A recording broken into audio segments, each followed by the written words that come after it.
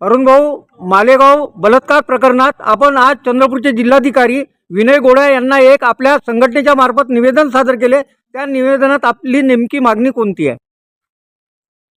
आज आम्ही अखिल भारतीय जनवादी महिला संघटनेच्या वतीनं एक शिष्टमंडळ कलेक्टर साहेबांना एक निवेदन द्यायला आलो आणि या निवेदनाचा विषय आहे की मालेगावमध्ये नुकतंच जी अमानुष आणि निगृण अशी घटना घडली की एका छोट्या चिमुकली मुलीवर त्यांच्याच गावातला एक अमानुष विकृत माणूस तिच्यावर बलात्कार करून तिचा अमानुष मृत्यू करून टाकला आणि त्याच्यामुळे संपूर्ण सभ्यतेवर संस्कृतीवर एक कडिमा फासल्या गेलेली आहे आणि अजूनही महिला या देशामध्ये घरच्या घरी सुद्धा सुरक्षित नाही आहे। तर महिलांची सुरक्षा कधी होणार?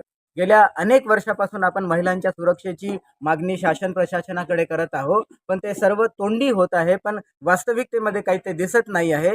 त्यामुळं ज्या प्रकारे मोठमोठे बिल्डिंग मोठमोठे रस्ते हे सरकार बांधवण्यासाठी प्रयत्न करत आहे, तसंच महिलांच्या सुरक्षिततेसाठी युद्ध पातळीवर कार्यक्रम घेतले पाहिजे आणि महिलांना सुरक्षित करण्याचा प्रयत्न केला पाहिजे।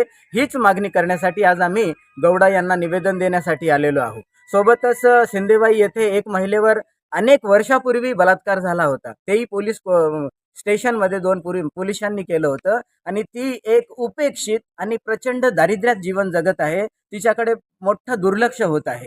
तर हे दुर्लक्ष लवकरात लवकर टाळून आम्ही शिष्टमंडळातर्फे या निवेदनामध्ये मागणी केलेली आहे की त्या महिलेला सुद्धा पूर्ण जीवन मरणाचं सुरक्षा देण्यात यावं, तिच्या जीवन भरणाची पोषणाची जबाबदारी शासनाने घ्यावी।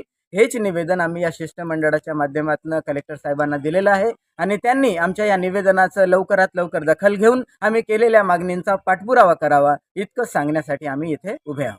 या निवेदनातून आपल्या मागण्यांची पूर्तता झाली नाही तर पुढलं पाऊल आपल्या संघटनेचं काय राहील?